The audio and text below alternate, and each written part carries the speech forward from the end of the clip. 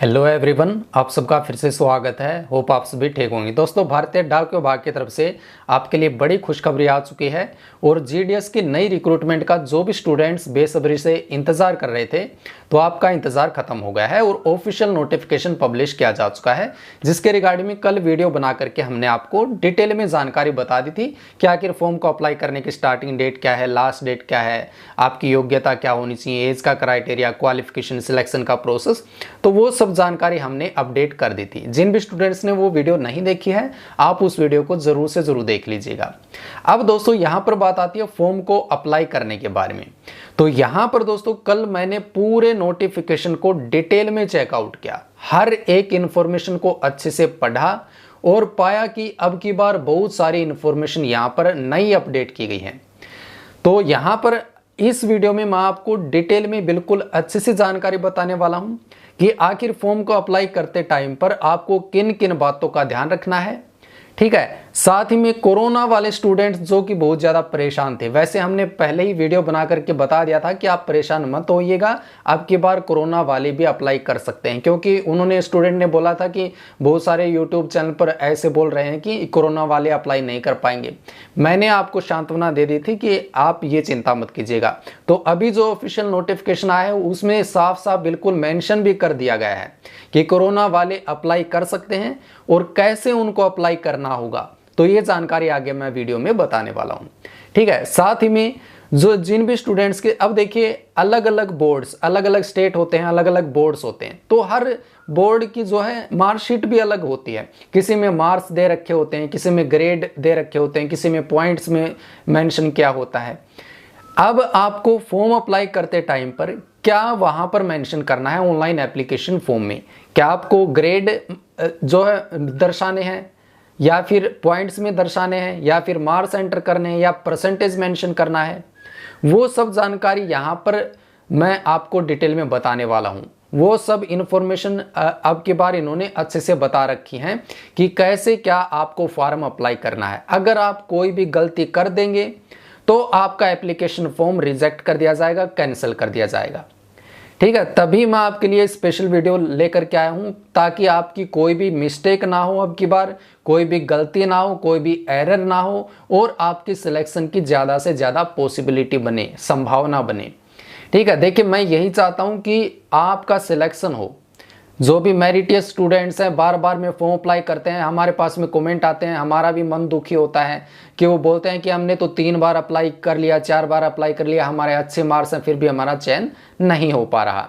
तो मैं यही चाहता हूं कि आपका सिलेक्शन हो। ठीक है, और साथ में जिन स्टूडेंट्स के ऐसे कमेंट आ रहे थे कि सर हम क्या एक से ज़्यादा स्टेट्स के लिए अप्लाई कर सकते हैं, स्टेट्स मीन्स कि सर्कल के लिए अप्लाई कर सकते हैं, या फिर एक से ज़्यादा डिवीज़न के लिए फॉर्म अप्लाई कर सकते हैं, तो वो जानकारी भी अभी मैं आपको डिटेल में बताने वाला हूँ। कहने का मतलब ये है, आप में से बहुत सारे स्टूडेंट्स के बहुत सारे जो डाउट हैं इस वीडियो में क्लियर हो जाएंगे, आपका कोई भी संदेह नहीं रहने वाला है। सो आप सभी से यही रिक्वेस्ट करूंगा दोस्तों, वीडियो को आप लास्ट तक देखिएगा, वीडियो को लाइक शेयर कर दीजिएगा। चैनल पर अगर आप पहली बार आए हैं, चैनल को सब्सक्राइब नहीं किया है, तो आगे भी इसी तरह से बिल्कुल अच्छे से डिटेल में इंफॉर्मेशन जानने के लिए आप चैनल को जरूर सब्सक्राइब कर लीजिएगा। और आपका कोई भी सवाल हो, कोई भी जानकारी पूछना चाहते हो दोस्तों, आपका कोई भी क्वेश्चन, संदेह हो, आप जरूर कमेंट बॉक्स में पूछिएगा, उसका हम आपको रिप्लाई करने की कोशिश करेंगे, या फिर इसी तरह से स्पेशल वीडियो आपके लिए बना देंगे ताकि आपका कोई भी डाउट ना रहे। ठीक है दोस्तों, तो यहां पर देखिए सबसे पहले स्टेप बाय स्टेप चलेंगे। जो भी इंफॉर्मेशन बताई है इन्होंने फॉर्म को अप्लाई करने के बारे में, वो डिटेल में मैं आपको बताऊंगा। और कल एप्लीकेशन फॉर्म आपके स्टार्ट होने वाले हैं, तो ऑनलाइन फॉर्म आपको कैसे फिल करना है, कैसे रजिस्ट्रेशन करना है, वो डिटेल में जानकारी मैं आपको बताने वाला हूं। पिछली बार भी हमने आपको बताया था और उस समय पर भी बताने के बाद में भी स्टूडेंट्स ने गलतियां कर दी थी, जैसे कि फोटो उन्होंने और दूसरी तरह से लगा दी थी। ठीक है, तो आपको हर चीज़ जो है, आपका सिग्नेचर है वो कितने साइज का होना चाहिए, कैसे अपलोड करना है, फोटोग्राफ कैसे अपलोड करना है, आपका नाम आपको कैसे लिखना है, कैपिटल लेटर्स में लिखने होते हैं, स्मॉल लेटर्स में नहीं लिखने होते। आपकी 10th क्लास की जो मार्कशीट है वहां पर जैसे आपका नाम मेंशन है उस तरह से आपको नाम मेंशन करने होते हैं। ठीक है, तो आपको इस तरह से इंफॉर्मेशन फिलअप करने होते हैं। कुछ स्टूडेंट ने क्या किया कि उनके आधार कार्ड में जैसे नाम था वो सेम नाम लिख दिया। ऐसा आपको गलती नहीं करनी है। जो आपकी 10th क्लास में आपका नाम लिखा होता है वो सेम नाम आपको अपनी ऑनलाइन एप्लीकेशन फॉर्म में एंटर करना होता है, ऑनलाइन एप्लीकेशन फॉर्म में लिखना होता है। ठीक है, तो ऐसे आपको गलतियां नहीं करनी है। इन बातों का विशेष तौर पर ध्यान रखिएगा। अब देखिए यहां पर दोस्तों, देखिए इन्होंने बोला है कि आपको अपना रजिस्ट्रेशन करने के लिए आपके पास में अपना मोबाइल नंबर होना चाहिए, एक्टिव होना चाहिए। ये नहीं कि उसमें कोई रिचार्ज ना हो, रिचार्ज हो रखा हो और एक्टिव नंबर हो, ऐसा आपको नंबर एंटर करना होगा रजिस्ट्रेशन के टाइम पर। क्योंकि जैसे ही आपकी मेरिट सूची आ जाएगा, जैसे ही कि आपका रिजल्ट आएगा, तब आप डॉक्यूमेंट वेरिफिकेशन के लिए जाएंगे और डॉक्यूमेंट वेरिफिकेशन के लिए जो आपको इंटीमेशन आएगा, जो SMS आएगा, वो आपको मोबाइल नंबर पर मिलेगा। तो अगर रिचार्ज नहीं होगा, एक्टिव नहीं होगा, तो आपको वो नंबर नहीं मिल पाएगा और जो है आपको इन्फॉर्मेशन नहीं मिलने की वजह से आप डॉक्यूमेंट वेरिफिकेशन में नहीं जा पाएंगे। ठीक है, तो एक्टिव नंबर आपको रखना है। हालांकि अब रिचार्ज ज्यादा रुपए का हो गया है, फिर भी आप रिचार्ज करवा लीजिएगा। ठीक है, अब देखिए यहां पर एक और बात है कि आपको एक्टिव ईमेल आईडी भी रखनी है अपनी, आपकी खुद की ईमेल आईडी होनी चाहिए। अब स्टूडेंट्स क्या करते हैं, ये गलती कर देते हैं, जहां पर फॉर्म अप्लाई करने के लिए जाते हैं, कोई साइबर कैफे वगैरह में या CSC सेंटर पर जाते हैं, तो जो फॉर्म भरने वाला होता है उसकी ईमेल आईडी दे देते हैं। ठीक है, अब बताइए जो डाक विभाग की तरफ से आपके पास में ईमेल आएगा उसका आपको कैसे पता लगेगा? तो ये गलती मत कीजिए। ईमेल आईडी बनाने में 5 से 10 मिनट लगते हैं। कोई भी यूट्यूब पर वीडियो देख करके आप ईमेल आईडी बना लीजिए, अपनी पर्सनल खुद की ईमेल आईडी। ये ईमेल आईडी आगे तक आपके काम आएगी। जब तक आप भर्तियां देखते रहेंगे, आगे तक आपके जीवन में ये काम आने वाली है। ठीक है, तो आपके पास में वैलिड एक्टिव मोबाइल नंबर भी होना चाहिए आपका खुद का, और एक्टिव ईमेल आईडी भी होनी चाहिए खुद की। ठीक है, इसके बाद में यहां पर देखिए इन्होंने साफ साफ बोला है, ये जानकारी मैं आपको बता दूं कि आपको एक से ज्यादा एप्लीकेशन फॉर्म नहीं फिल करने हैं। ठीक है, मैं आपको यही रिकमेंड करूंगा, एक से ज्यादा एप्लीकेशन फॉर्म अप्लाई मत कीजिएगा, अदरवाइज कैंसिल हो जाएगा, रिजेक्ट हो जाएगा, उसके आप खुद जिम्मेदार होंगे। ठीक है, यहां पर देखिए filling up duplicate form apply करेंगे या मल्टीपल रजिस्ट्रेशन करेंगे, एक से ज्यादा रजिस्ट्रेशन करेंगे, या एक से ज्यादा या एक से अधिक एप्लीकेशन फॉर्म अप्लाई करेंगे, तो ये अलाउड नहीं है। और अगर ऐसा करते पाए जाते हैं तो ये कैंसिल हो जाएगा आपका invite cancellation of all the applications filled by the candidate.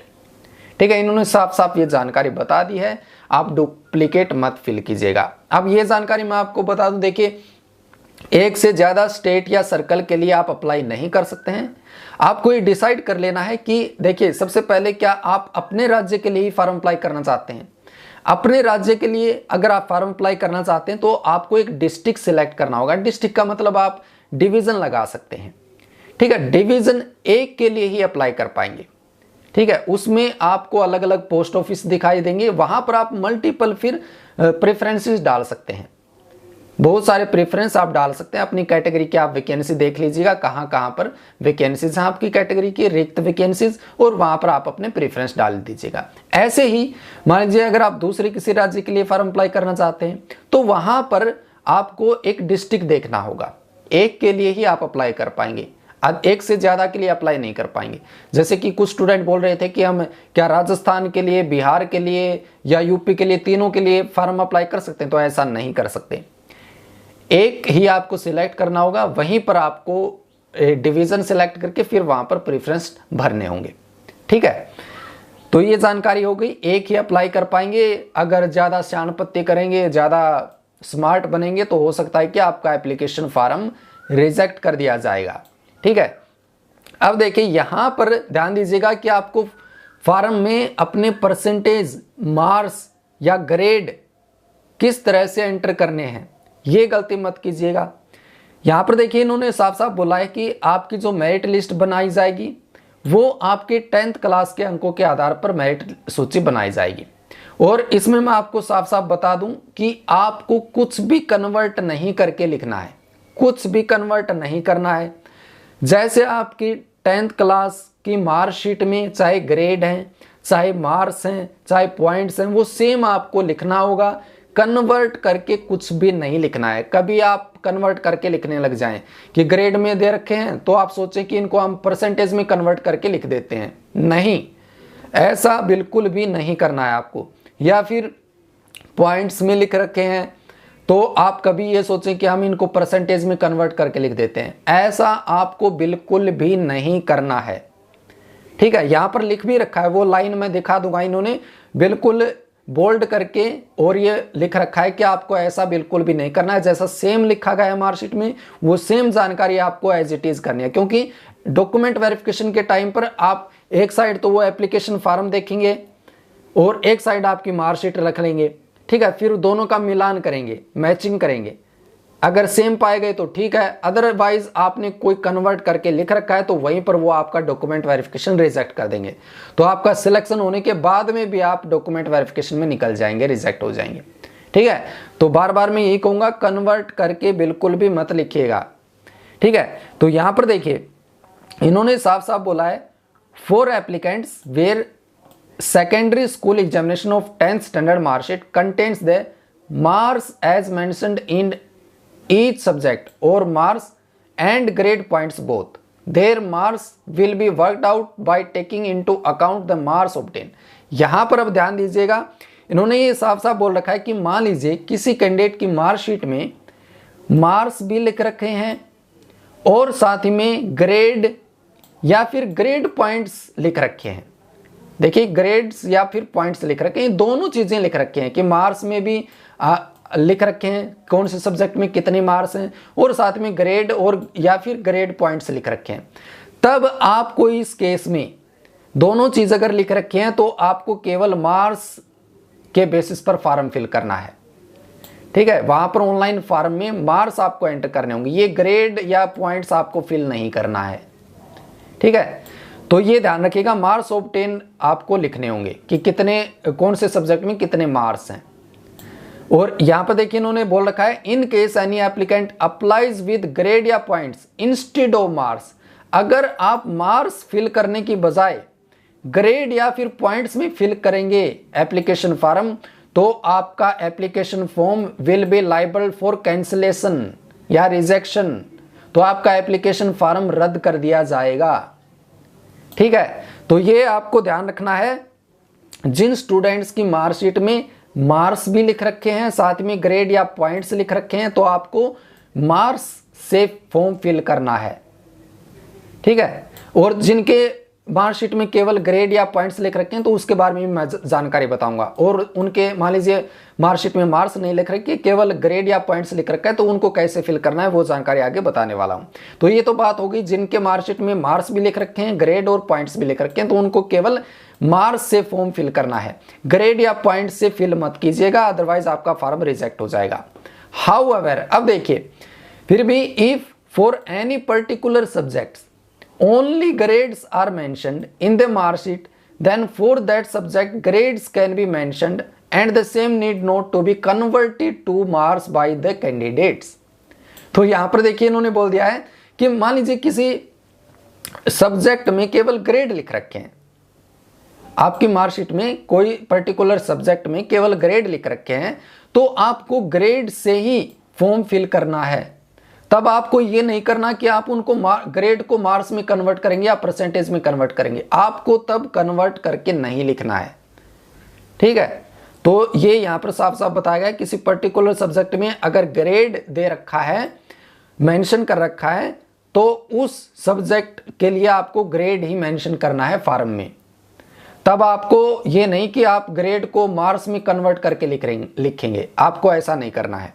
अब देखिए यहां पर इन्होंने और भी बताया है, it is to clarify that the candidates are not required to convert their points grades into marks. साफ साफ इन्होंने बता दिया है कि आपको किसी भी केस में अगर आपके ग्रेड या पॉइंट्स दे रखे हैं तो आपको मार्क्स में कन्वर्ट करके बिल्कुल भी नहीं लिखना है, सेम एज इट इज आपको फॉर्म में फिल करना होगा, ग्रेड्स या पॉइंट्स। ठीक है, and are required to mention the grade points only. देखिए इन्होंने बोल दिया है आपको केवल ग्रेड या पॉइंट्स जो है फिल करने होंगे, मेंशन करने होंगे, आपको कन्वर्ट करके नहीं लिखना है। कभी आप ये सोचें कि हमारे तो पॉइंट्स में दे रखे हैं या फिर ग्रेड में मेंशन कर रखा है रिजल्ट, तो हम इनको मार्क्स में कन्वर्ट करके लिख देते हैं या फिर परसेंटेज में कन्वर्ट करके लिख देते हैं, ऐसा नहीं करना है आपको, फॉर्म आपका रिजेक्ट हो जाएगा। ठीक है, देखिए इन्होंने बता दिया है कि आपको ग्रेड या पॉइंट्स में नहीं करना है fill while applying filling the online application form को ऑनलाइन अप्लाई करते टाइम पर। The conversion of grade points to the marks would be carried out by the system before declaration of result for the purpose of arriving the merit list. देखिए आप points या grades में लिख देंगे तो जो डाक विभाग का सॉफ्टवेयर होता है जो रिजल्ट तैयार करेगा वो ऑटोमेटिक जो है मार्क्स में कन्वर्ट कर लेगा। आपको कन्वर्ट करने की आवश्यकता नहीं है, कन्वर्ट करके लिखने की आवश्यकता नहीं है। ठीक है, रिजल्ट जैसे ही डिक्लेयर होगा तो वो सॉफ्टवेयर ऑटोमेटिक फैच कर लेता है इंफॉर्मेशन को, वो ऑटोमेटिक जो है कन्वर्ट कर देगा। देयर आर सर्टेन बोर्ड्स, कुछ बोर्ड्स हैं यहां पर जैसे कि दिल्ली बोर्ड है which awards both percentage and grade points. Delhi का जो बोर्ड है वो क्या करता है, परसेंटेज भी लिखता है। जो सीबीएसई वाले स्टूडेंट्स हैं वो क्वेश्चंस पूछ भी रहे थे बार बार में, तो दिल्ली का बोर्ड परसेंटेज भी लिखता है और ग्रेड पॉइंट्स भी लिखता है। In the senior secondary school certificate in such cases merit will be generated based on the percentage given in marksheet. The applicants are therefore required to fill the percentage of marks obtained against each subject. तो यहां पर आपको percentage लिखनी है। ठीक है, candidates are required to ये fill percentage while filling online application form apply करते टाइम पर इस केस में आपको परसेंटेज ही लिखनी है, परसेंटेज और ग्रेड पॉइंट्स अगर दे रखे हैं तो। ठीक है, in case any applicant applies with grade points instead of percentage, अगर कोई कैंडिडेट परसेंटेज की बजाय ग्रेड पॉइंट्स में फॉर्म अप्लाई करता पाया जाएगा तो हर या हिज कैंडिडेचर या application will be liable for disqualification या कैंसिलेशन। तो आपका फॉर्म रिजेक्ट कर दिया जाएगा, रद्द कर दिया जाएगा, आप डिस्क्वालीफाई कर दिए जाएंगे। ठीक है, तो सीबीएसई वालों को, दिल्ली बोर्ड वालों को ये ध्यान रखना है कि अगर आपके मार्कशीट में ग्रेड पॉइंट्स भी लिख रखे हैं और परसेंटेज भी लिख रखा है तो आपको परसेंटेज से फॉर्म फिल करना है, आपको ग्रेड पॉइंट से फॉर्म फिल नहीं करना है। ठीक है, इसके बाद में the state board of examination Tamil Nadu. अब अगर आप तमिलनाडु स्टेट से अपनी क्वालिफिकेशन पास कर रखी है बोर्ड से, हैज नॉट अवार्डेड मार्क्स या grades points to their candidates in the secondary level certificate for year 21 due to Covid. देखिए इन्होंने कोविड की जानकारी बता दी है, तो कोविड वाले सभी अप्लाई कर सकते हैं, आप चाहे किसी भी बोर्ड से हो। लेकिन अगर जो कैंडिडेट तमिलनाडु से हैं तो उन्होंने यहाँ पर बोल रखा है कि उन्होंने मार्कशीट में उस दौरान जो कोरोना वाला टाइम था तो उस दौरान इन्होंने मार्क्स और ग्रेड पॉइंट्स मेंशन नहीं कर रखे हैं। तो उन्होंने क्या मेंशन कर रखा है, instead awarded a pass certificate to all candidates. उन्होंने केवल पास सर्टिफिकेट कैंडिडेट्स को दे रखा है, ना ही तो उन्होंने मार्क्स दर्शा रखे मार्कशीट में, ना ही उन्होंने ग्रेड पॉइंट्स दर्शा रखे। ये तमिलनाडु वालों की बात है, तमिलनाडु स्टेट वालों की बात। तो उन्होंने केवल पास सर्टिफिकेट ही दे रखा है। और इस केस में क्या होगा, therefore the system will award uniform 66.67 in each such cases. तो इन्होंने क्या कर रखा है, इन्होंने सेम परसेंटेज कैंडिडेट्स को दे रखी है 66.67%। तो candidate has to select pass against each subject while online apply. तो जैसे ही आप अपना बोर्ड सिलेक्ट करेंगे तमिलनाडु का, तो हर सब्जेक्ट के सामने आपको पास सिलेक्ट करना होगा। ठीक है, आपको ये सिलेक्ट करना होगा पास। हर सब्जेक्ट के आगे जैसे परसेंटेज लिखते हैं या ग्रेड लिखते हैं या पॉइंट्स लिखते हैं, तो ऐसे ही बस आपको पास वाला सिलेक्ट करना होगा। ठीक है, और इसके बाद में यहां पर देखिए application submitted without complete data will be rejected. Form जब भी आप अप्लाई करेंगे आपको हर एक इंफॉर्मेशन अवेलेबल करानी है, कोई भी आपकी इंफॉर्मेशन नहीं छूटनी चाहिए। जो भी मैंडेटरी फील्ड होते हैं, जो भी मैंडेटरी बॉक्सेस होते हैं, वहां पर आपको इंफॉर्मेशन जरूर से जरूर फिल करनी है। अगर आप इनकम्प्लीट डाटा करके और फॉर्म फिल करेंगे, कोई जानकारी अधूरी छोड़ देंगे, तो आपका फॉर्म रिजेक्ट कर दिया जाएगा। In case an applicant uploads wrong document, अगर मान लीजिए फोटोग्राफ की जगह आपने सिग्नेचर अपलोड कर दिया, सिग्नेचर की जगह फोटोग्राफ अपलोड कर दिया, तो इस केस में रॉन्ग डॉक्यूमेंट अपलोड करेंगे तो आपका फॉर्म रिजेक्ट हो जाएगा। या फिर रॉन्ग इन्फॉर्मेशन आप अपलोड करेंगे, अपडेट करेंगे, तो आपका फॉर्म रिजेक्ट हो जाएगा। जैसे कि मान लीजिए जहां पर आपके पिताजी का नाम लिखना है वहां पर आप अपनी मदर का नाम लिख देंगे, जहां पर आपके मदर का नाम लिखना है वहां पर पिताजी का नाम लिख देंगे, एड्रेस में कोई गलती कर देंगे, तो आपका फॉर्म जो है रिजेक्ट कर दिया जाएगा। गलत इन्फॉर्मेशन नहीं लिखनी है, गलत डॉक्यूमेंट आपको अपलोड नहीं करना है, या अननेसेसरी डॉक्यूमेंट आपको अपलोड नहीं करना है।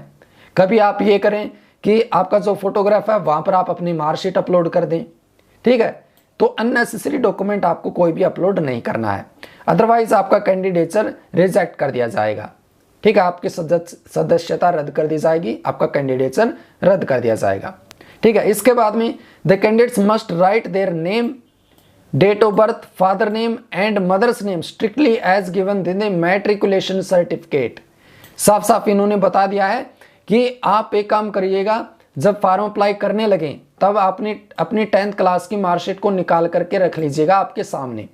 ठीक है, सेम उसमें जैसा आपका नाम लिखा हुआ है वो सेम नाम आपको अपने फॉर्म में लिखना है। जो जन्म तिथि लिख रखी है 10th क्लास की मार्कशीट में वो सेम आपको यहाँ पर लिखनी होगी ऑनलाइन फॉर्म में। आपके पिताजी का नाम जो 10th क्लास की मार्कशीट में लिख रखा है वो सेम आपको पिताजी का नाम लिखना होगा ऑनलाइन फॉर्म में। जो आपकी मदर का नेम है 10th क्लास की मार्कशीट में वो सेम आपको ऑनलाइन फॉर्म में लिखना होगा। ठीक है, तो 10th क्लास की मार्कशीट के अकॉर्डिंग आपको फॉर्म फिलअप करना होगा। ये नहीं कि आधार कार्ड में जैसा लिख रखा है वैसा आप लिख देंगे, नहीं, ऐसा बिल्कुल भी नहीं करना है। ठीक है, applications with blurred eligible photograph signature will be rejected. तो ध्यान रखना है इस चीज का कि फोटोग्राफ जो आपकी होनी चाहिए वो थोड़ी हाई क्वालिटी की होनी चाहिए।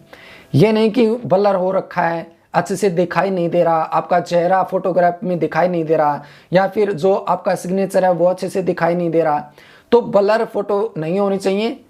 आप क्लियरली देख पाए, कोई भी पर्सन जो है फोटोग्राफ को आप देख करके आपको पहचान पाए, आपका सिग्नेचर जो है देख करके पहचान पाए। ठीक है, तो क्योंकि मैचिंग की जाएगी जब आप डॉक्यूमेंट वेरिफिकेशन के टाइम पर जाएंगे, तो ऑनलाइन फॉर्म में जो आपने अपना सिग्नेचर कर रखा है सेम सिग्नेचर आपको डॉक्यूमेंट वेरिफिकेशन के दौरान भी करना होगा, तो बिल्कुल अच्छे से मैचिंग की जाएगी। तो इसलिए फोटोग्राफ सिग्नेचर वगैरह जो है ये बिल्कुल भी ब्लर नहीं होने चाहिए, अच्छे से क्लियरली साफ साफ दिखाई देते हो।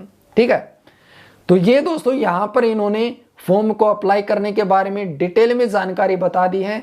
कोरोना वालों के लिए भी, अदर स्टूडेंट्स के लिए भी, ग्रेड, पॉइंट्स, परसेंटेज, मार्क्स, किस तरह से क्या लिखने हैं आपको, किस तरह से फिल करने हैं, कितने राज्यों के लिए अप्लाई कर सकते हैं, कितने राज्यों के लिए नहीं अप्लाई कर सकते, क्या क्या सावधानियां आपको ध्यान रखनी है। ठीक है, ये सब जानकारी मेंशन भी कर रखी है, मैंने आपको डिटेल में बता दी है। तो फॉर्म अप्लाई करने से पहले इन बातों का विशेष तौर पर ध्यान रखिएगा। और मैं ये भी कहना चाहूंगा कि आप जल्दबाजी मत कीजिएगा फॉर्म को अप्लाई करने में। अभी एक बहुत समय है, 15 से लेकर 20 दिन का आपके लिए सफिशिएंट टाइम है। 2-3 दिन इंतजार कर लीजिएगा। इंतजार करने के बाद में आप अच्छे से देख लीजिएगा कि कैसे मुझको फॉर्म अप्लाई करना है। मैं आपको फॉर्म अप्लाई करने की वीडियो भी बना दूंगा आपके लिए कि कैसे आपको फॉर्म फिल करना है, कैसे रजिस्ट्रेशन करना है, ताकि आपकी कोई भी गलती ना हो, कोई भी मिस्टेक ना हो। ठीक है, तो इन बातों का ध्यान रखिएगा। जब आपका इंटरनेट कनेक्शन, अगर मान लीजिए आप खुद फॉर्म अप्लाई करते हैं, तो आपका इंटरनेट कनेक्शन जब अच्छे से एक्टिव हो रखा हो, ये नहीं कि इंटरनेट नहीं बचा हुआ और आप फॉर्म फिल करने लग जाएं, फिर इंटरनेट कनेक्शन डिस्कनेक्ट हो जाए, तब फॉर्म अधूरा रह जाएगा।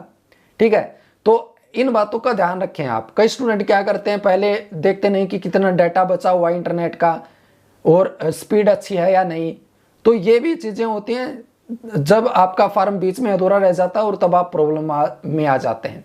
ठीक है, तो इन बातों का ध्यान रखिएगा फॉर्म अप्लाई करने से पहले। तो कल मैं आपके लिए वीडियो लेकर के आ जाऊंगा, जैसे कि स्टूडेंट के कमेंट भी आ रहे थे कि आप वीडियो बना दीजिएगा, तो कल मैं जरूर से जरूर 100% ट्राई करूंगा आपके लिए फॉर्म को फिल कैसे करना है इस टाइप की वीडियो लेकर के आने के लिए। आपका अगर कोई सवाल हो दोस्तों, कोई भी जानकारी पूछना चाहते हो, जरूर आप कमेंट बॉक्स में पूछिएगा। वीडियो को देखने के लिए आपका दिल से धन्यवाद। इसी के साथ में मिलेंगे नई वीडियो में कुछ नई इंपॉर्टेंट जानकारी के साथ में।